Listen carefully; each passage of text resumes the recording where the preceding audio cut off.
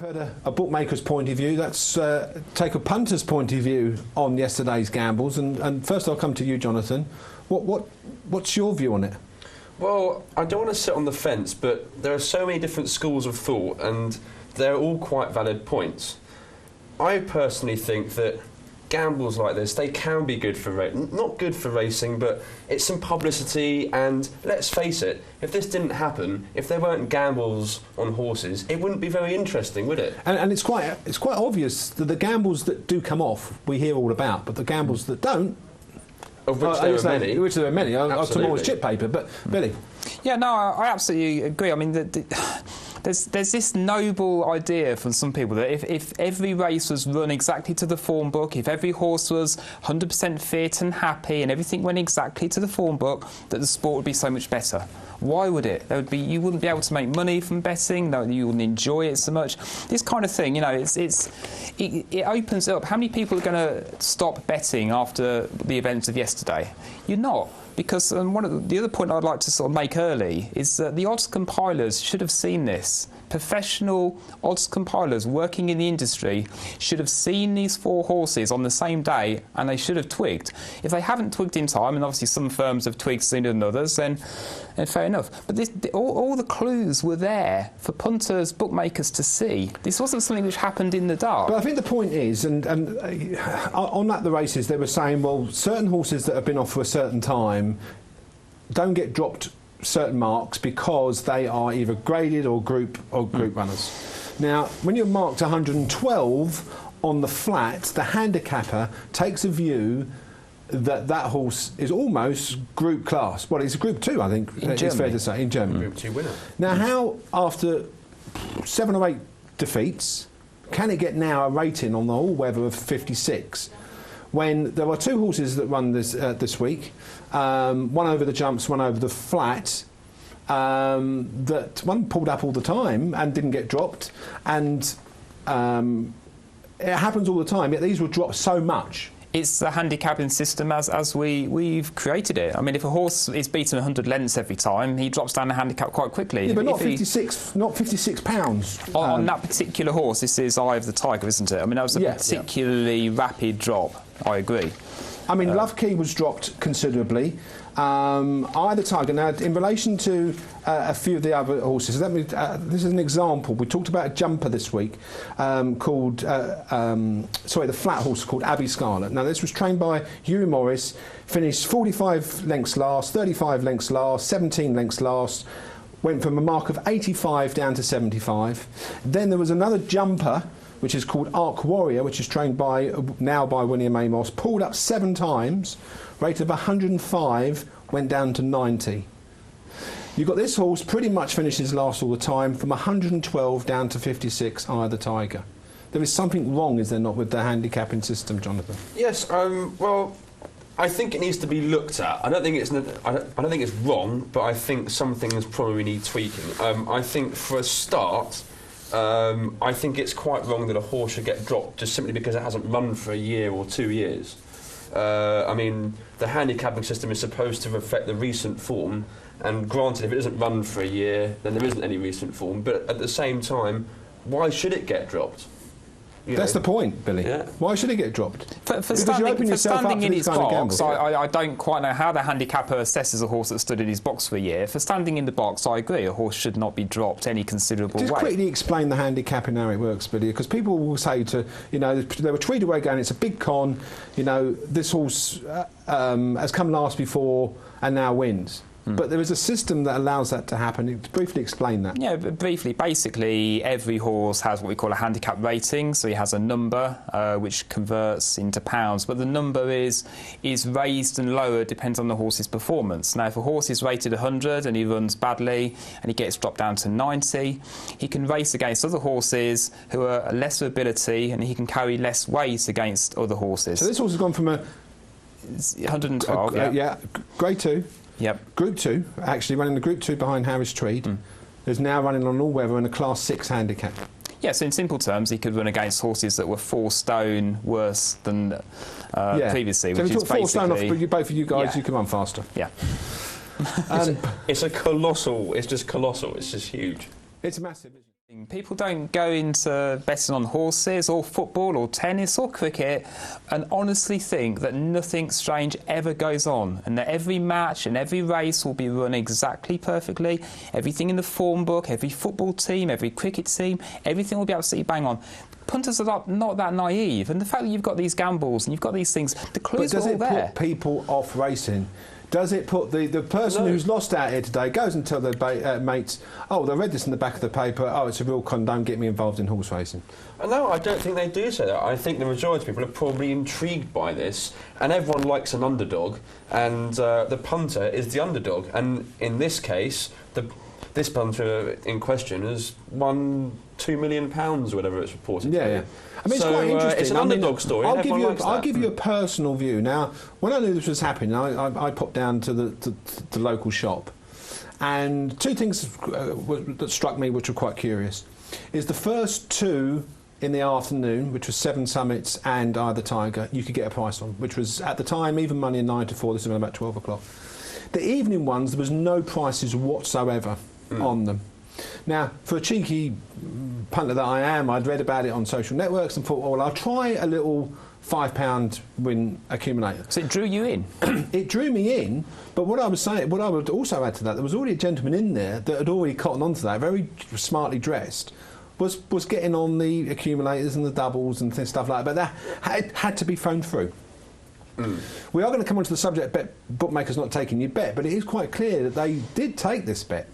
They did take it, but whereas they might not have taken it the night before, the value had gone, and 16 to 1 accumulate, whatever it might have been in the end. Jonathan used the right word in intrigue. This intrigues punters, and when you look at the whole mystique, yes. I mean, to be fair play to if Barney Cully is behind him, we don't know that, but if Barney Cully is behind this, then he's hoodwinked an awful lot of people. Very clever man to have pulled off this kind of thing, but. You make quite a point about traders. Now we get a bit irate because obviously we study the form as well. We're sort of competing against them. Why would they have not picked that up, Billy? Because you said the night before they should have picked that up. Well, there's two things. I mean, on the before this 4-horse gamble, they should have picked it up. I spotted the two Des Donovan horses. I didn't make the connection with the other two, but odds compilers should have picked this up and shortened it straight away. Absolutely. If they wanted to open them all up at even money, they could have done, and it would have saved them any big losses. Is that not right? Well, this actually might come down to a point which I was going to touch upon later. Which is that I think the skill of odds compilers has somehow been lost, and none of them seem to be as competent at their job as the odds compilers of years gone by. Now your father worked in as a bookmaker. Yes. Now, obviously, similar to Jeff Banks' father, a Rouse bookmaker. How would he price it up? I mean, what's the best way? I mean, now there's so much information widely available. Should you be able to spot this kind of thing? Well, yes. I mean, I think back in his day, I say back in his day, he's still alive, but in his heyday, I think it would have been spotted well in advance. I mean. Then there weren't really the early prices and the overnight prices that you get now. So the whole thing, it would have unfolded differently. Yeah. All the betting was done largely off course in betting shops and online, whereas back then, obviously, all the betting and the guts of the coup would have been carried out on course. But I did see Ralph Topping on Twitter tweet that they paid out more money on Sprinter Sacre on Saturday. Do you believe that? Well, I suppose we've got to. Yeah, I mean, the point I'm trying to make is it been over dramatised? The fact that we're talking about really £2 million industry loss. It's not the one 4 years ago. They were looking at 27 million loss if the fourth one came in. Went with £15 million loss. Will we ever know? Well, I think they all the bookies were very, very quick to say that they all avoided those large early morning prices. They all said the same thing. We all avoided it, and we've got off lightly. I mean, whether or not you want to believe that is another question. But because you can understand you that. don't think they would come out publicly and say that they've been. Well, yeah, where they've they're been completely quoted. and utterly done. Yeah. I think Paddy Power, from what I've heard, were the worst hit. Yeah, yeah. You know, It's I different must for say, bookmakers sorry to interrupt you, quoted. Billy. I must say we did try to get bookmakers on this evening, and to just a comment on it. One or two said they couldn't make it tonight. So, in all fairness to them, we did make contact with them. But anyway, Billy. No, you have to remember some bookmakers have got a share price, so they need to protect that. So they need to be just a bit careful what they say in terms of how much we've lost and and speculation. Interesting what Jonathan said. Back in the day, there were some great gambles on course with people hogging the phones and cutting the phone lines, all kinds of crazy things. But to get the money on this time was always going to be harder, and they haven't got anywhere near as much money. And they on. said that they've got the mechanism now to be able to suss that out quite quickly. yes. But we want to focus. You had a point. You looked at that. You had a point to make there, Billy. Well, no, I'm just going to talk about today's events. Obviously, we've had a we was similar. hoping to get Mandy rolling on the phone, to be honest with you, but we're still trying. Piper's piping. Now, Piper's piping. You got two horses in the race with a Barney Curly connection, and I was absolutely staggered this morning to think that Paddy Power have missed that, and they've gone 20-1 on that Piper's piping. That was silly. But as the afternoon unfolds, you realise that perhaps they knew full well what they were doing. They went 20-1, took a pound on it. Publicised the big gamble on Piper's piping. The price collapsed. More and more punters were dragged in by the bookmakers to have these bets. I found that quite interesting yesterday. I must some money back. Yeah. I found that quite interesting. And I saw one tweet from them saying, "Here we go again." And then naming the horse Piper's piping, and then that being backed in. It finishes down the field. But is that to attract, do you think, in your opinion, is that to attract people that know about the story the day before and go, right, I can make a bit of quick buck by backing Piper's piping? Are they, because they didn't do it on the day, did they? They didn't tweet anything on the day that there's 4 plotted horses, go and have a go at these if you can get your money on? I think it's just trying to generate interest and publicity. I think that it's just off the back of yesterday. They saw this horse running, and they thought they'd just try and generate some interest on their websites, and that sort of thing. But do you think it was genuine? That's the question. You don't. That's your personal opinion.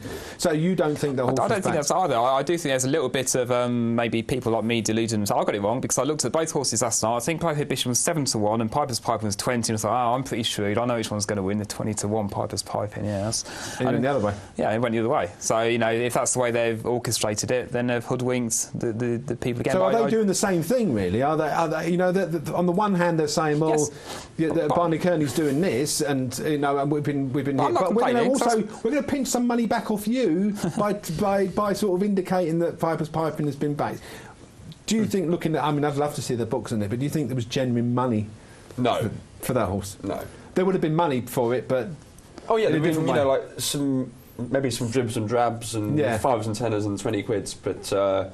Well, I don't know. Are they reliant on saying? Are they reliant on someone saying, "Oh, well, this connection was yesterday. Got this connection today. Go and put it on," and everyone sort of tells each other. I'm not because if you're going to do big coup, to be honest with you, you're going to do a big coup. You don't need to win the next day.